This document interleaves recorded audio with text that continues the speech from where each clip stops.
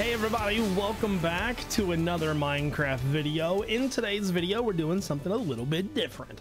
I am speedrunning the Season 9 world for Hermitcraft, and it's going to be a lot of fun, but man, this world, it's a tough one to run, I gotta say. But I did a lot of practice, and I got the run done, and I'm going to show you that now. So in this video, I will be speeding up parts and commentating different parts. It's just so that you don't have to watch boring, irrelevant content like me riding in boats, for example. So without further ado, I hope you guys enjoy the video, and I hope you enjoy the speedrun. Alright everybody, so to get started with this speed run, it has been a very long time since I've done any speed running. Really just wanted to take a break from it. It can get very frustrating if you don't progress fast enough, and I wasn't progressing fast enough. So, you know, as we go through this run, I'll explain some of my choices. So to start off with, this seed is a very hard seed to speed run.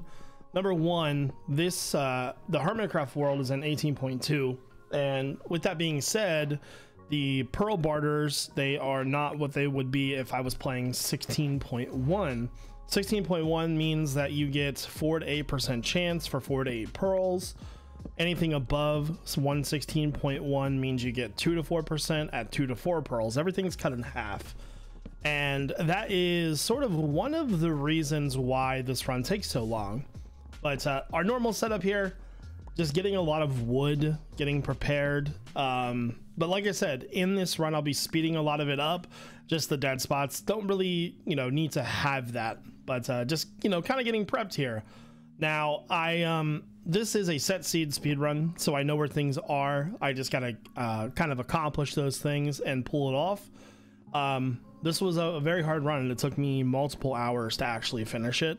I don't know, could be because I'm rusty, who knows? But anyways, let's speed up.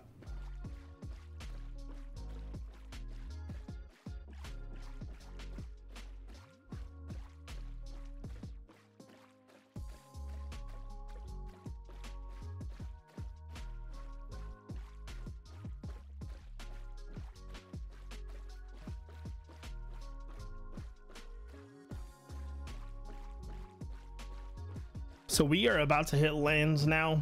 I planned this run's route based on the lava pool that we're about to run across here in a minute. Technically speaking, right now we're kind of in gym / tango area, and I came to this shore primarily running rather than running through the forest there because there was so many dandelions. For those of you who don't know, when you don't have a lot of food and you need something that can pretty much refill everything, you can use mushroom stew or mysterious stew, or I think it's called suspicious stew, sorry. And suspicious stew with dandelions will give you full saturation. So one of the best foods in the game, but unfortunately it doesn't stack, which sucks. But I went this way because obviously want to get all those dandelions, and then towards the shore over here, I'm gonna start heading towards the shipwreck that was near my first sugarcane farm. So this part right here you'll see in a little while. This run is considered probably modern classic, I would believe, because we don't use a bastion. We ended up using a water temple. Ocean monument. I couldn't think of the name. We use an ocean monument for this run because that was the only way I could get gold, because there was really no way to a bastion, because you know how bad the nether is. So but yeah, you know, it doesn't go too bad. The ocean monument runs, those are very old school considered these days, but I don't know. I really had a lot of fun and enjoyed myself speedrunning this, and by enjoyed myself I mean I wanted to bash my face on the desk. I'm gonna be honest with you. Oh my god, it was frustrating, just mainly because I was so out of practice. So this shipwreck is actually very good for us because not only does it have a good amount of starting food, a good amount of iron, there's a cow nearby so we can get a bucket of milk. All of those things, bucket of milk just will negate that mining fatigue if we end up getting it. So right now I'm just, you know, doing the normal, getting the loot from the treasure, all of that good stuff. Here in a moment we're gonna hop back into the ocean and head over to the monument. Now I used to be really intimidated by those monuments, but not anymore. The monument is kind of a fun strategy to pull off these days. So just grabbing everything out of the chest, and here in a moment I'm just going to get craft the food, you know, pickaxe, bucket, every speedrunner's essential needs, so to say, trying to keep my inventory as clean as possible.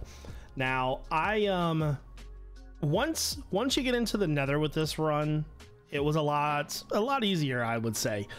But the overworld is just so super boring when you're speedrunning, because there's nothing, like, there's no landmarks to really give you anything. So anyways, we're about to hop back into the ocean, so we're gonna speed her up.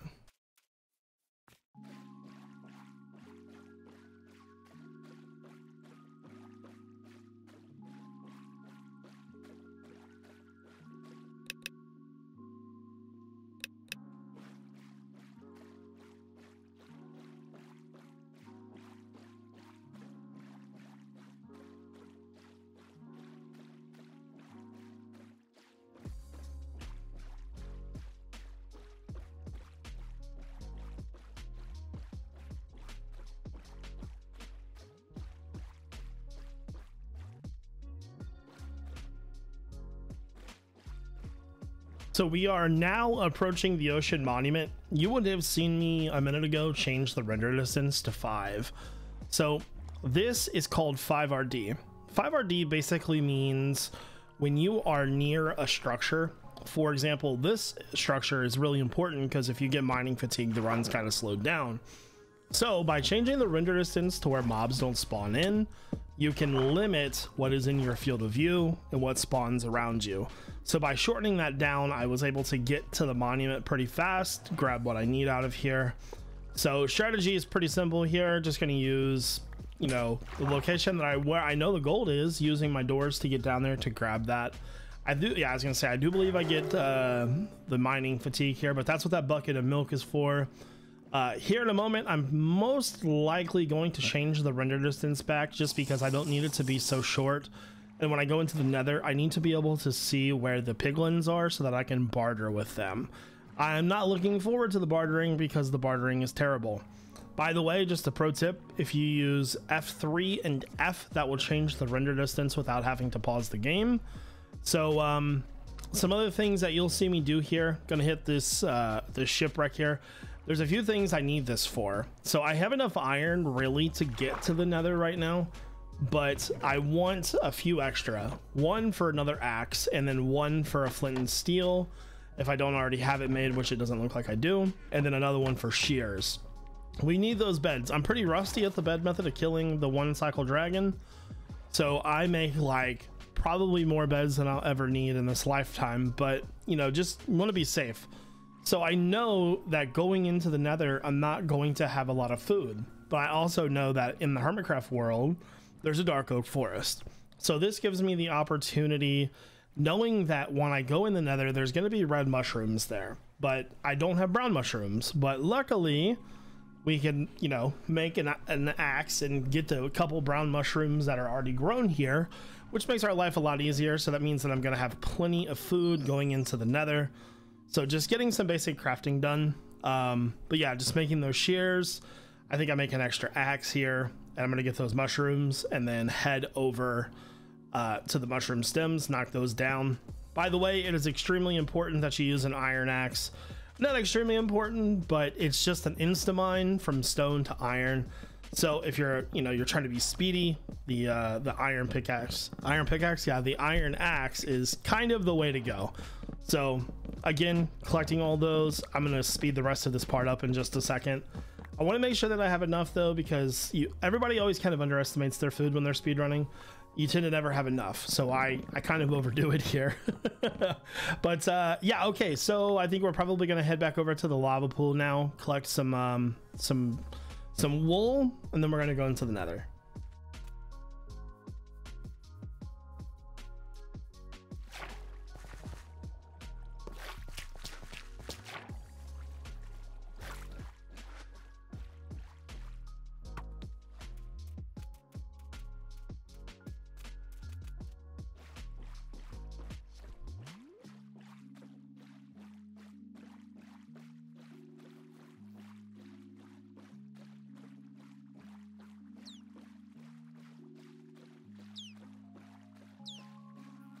So we're back over to the shore now, and before I can actually go to the nether, I want to try to get as much wool as I possibly can. I'm shooting for about 30 wool. That's going to give us 10 beds. But this part of the run kind of gets brutal. I get overrun by mobs, I feel like. But luckily in this area, there are 2 patches of sheeps. Like there's 2 families of sheeps here. So getting the wool itself is very, very easy. I also think I find an enderman here. I don't remember, but I will be for sure thankful of these sheep, because like, just look at them, you know, like you're like, oh, I need to make some beds, and then, you know, all of a sudden there's a million sheep here. But I still think in all of speedrunning that I would say my favorite activity, oh, there's the enderman. I was gonna say my favorite activity for any speedrunning is making the nether portal. For some reason it's just so much fun. But I don't oh, we did get an ender pearl from him. I wasn't sure if I got an ender pearl from him or not. Yeah, so I think here I'm kind of gonna have to look at my wool in a second and make sure that I have enough. So I kind of quickly check that. I'm like, all right, I should probably get to the nether. Slacking a little bit, just kind of like playing it slow. I know it's supposed to be a speed run, but you know, got to make sure that can compensate for not being able to do the job that I need to do with the 5. Typically you want to do it with 4 to 5 beds. 4 beds the best. That's pretty much the way to go. That's what all the pros do. I think I've maybe 4 bedded like once in my life, probably. Yeah, so this is the part where I get overrun with mobs, and that is the bad part about being in this open plains area in the nighttime. So try to get these mobs to sort of fight each other, and then finally go to the nether. The nether spawn's pretty atrocious, but luckily we spawn in a delta. The delta is not that bad because, well, honestly, it's pretty close to a waste. So I'm just like watching these guys duke it out. Gotta love a good duke out, huh? No. So kill these guys, get the nether portal made up, go to the nether. Pretty straightforward stuff. I think that if I could recommend anything for speedrunning from anybody, you gotta learn how to make this portal, just because it's literally the most satisfying thing in the world. I remember when I first like started learning how to do these and found it very complicated, but as I went on, I'm like, that's pretty much the coolest thing I've ever seen. So again, super fast mode, nether portal, then we are into the nether, and the nether is pretty boring, so I'm gonna speed it up.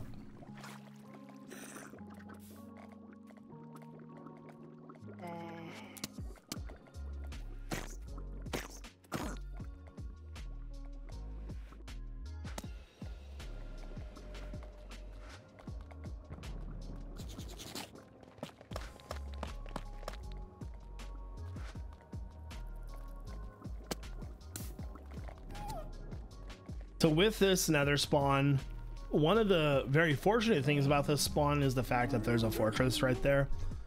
Now, whenever I come into the nether, I'm immediately looking to see if there's anybody that I can barter with. Now, I really thought that I would have a spot right here to barter, but I was really looking for more than one of these guys to barter with. Typically, you want to do at least 3, especially with how bad the odds are for the barters. Unfortunately, it didn't work out. I actually think I almost die right here because of these guys shooting me, and I'm just like playing it stupidly. But yeah, you know, I was like really hoping for 3. I'm looking around, you know, it just didn't work out. So one of the other very fortunate things about this spawn is with the nether fortress, there is both biomes that we need. What I mean is there's the warped forest and the crimson forest there. Which come in handy a lot because, well, for one, we need the barters. Number 2, we need the ender pearls. So with the bartering that I get done, which I'll explain in a minute, I do get kind of lucky, but right now what I'm doing is I'm just grabbing a little bit of extra gold. I feel like the extra gold will be pretty helpful in the end. Just want to try to get as much bartering done as possible. So I'm like, okay, I see gold, grab. I also think I was going to grab gold here or boots, but I don't know if I ended up making the boots or not. Probably, but I know that it's a very easy way to like lure piglins if you hold boots and then put them on right as they get to you.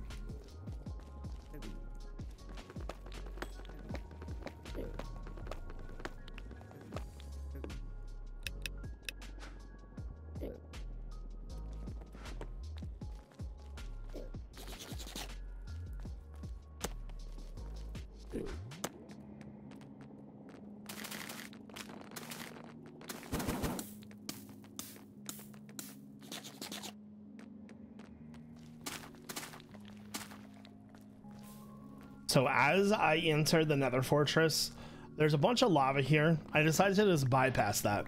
So there's a few things that I really need to get done here. Obviously need to barter so we can get our ender pearls. We're going to be doing something where we use a new nether portal rather than going back to the old nether portal. I cannot remember what the name of that strategy is. I want to say it's blind travel. Maybe it's educated blind travel. That could be what it is.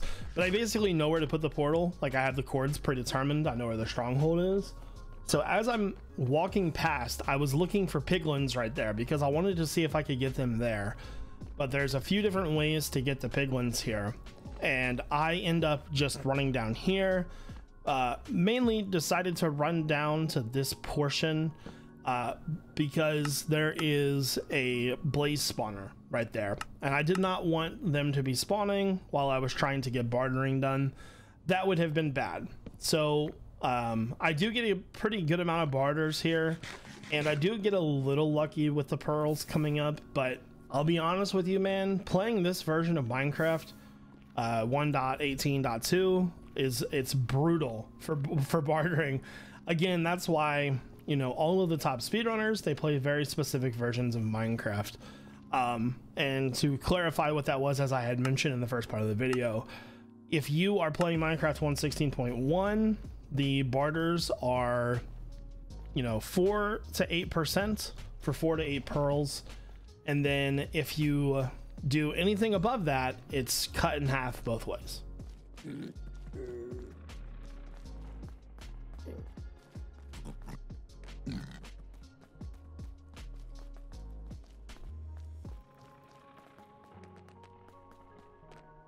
So because I hadn't found anybody to barter with yet, I decide to go into the fortress interior just because I know that I'm going to need the obsidian out of here. So hit the obsidian and I know exactly where to go from here. I'm still not going to fight the blazes yet just because I want that fire resist potion. I'll most likely die otherwise, but you know, I just didn't want to spend my time running back and forth looking for the piglins, not finding them and wasting more time. I felt like it was good to at least be productive, right? Didn't want to waste any more time than I needed to. Eventually obviously I find the barters, but just having very bad luck right now with that situation.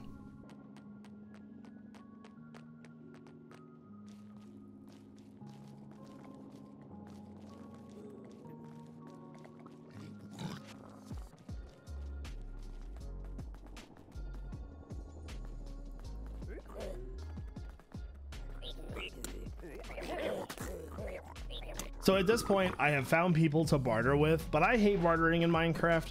Not the actual concept of it, but I hate the fact that when you're speedrunning, you've got to be patient because you never know when that pearl trade is going to barter out.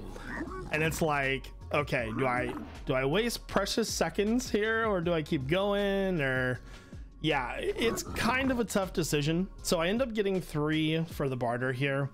And what I'm mostly trying to do right now is just inventory management, because when you're bartering, man, there's just so much stuff that goes into your inventory.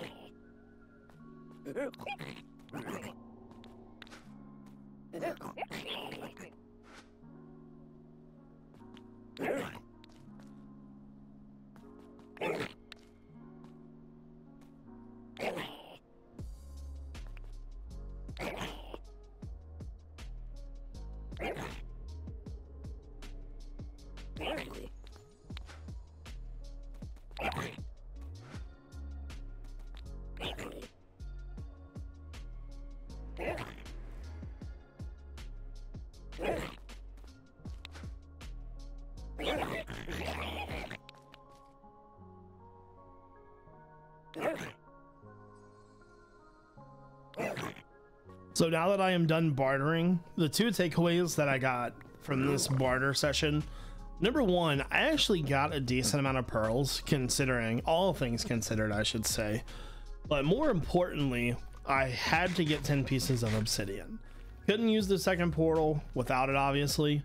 But another good thing for this was the fact that I got so many fire resist potions, and I know exactly where to go to get to the blaze farm, or to the blaze spawner, I should say. I don't think I had very good luck with the blaze drops, but other than that, the only thing that I have really left to do in the nether after this is to get those darn ender pearls. And this is the worst part about, you know, being in 18.2. So bad. But, you know, luckily, blaze spawners very close by. The actual coordinates to get out of the nether are decently close by. It does take a little bit of time to travel there. So right now I am more or less just waiting for blazes to spawn.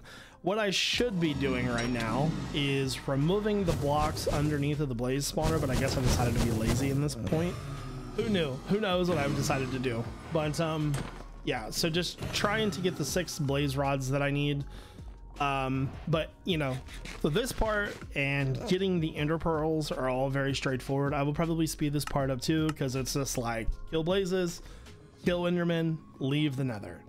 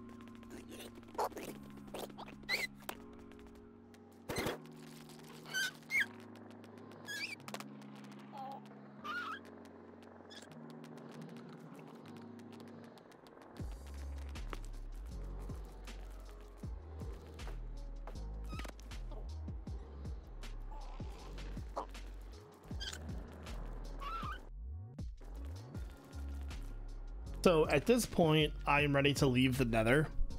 it has been a rough go getting those ender pearls, as you could see. But, you know, in the end of things, that's the name of the game, right? That's why I think a lot of people don't really run this version of Minecraft, because it's just, that's the reason. Like, ender pearls are bad. They're evil. No, so when we go to the portal here, I'm actually really close to where I need to be, so I just end up digging straight down.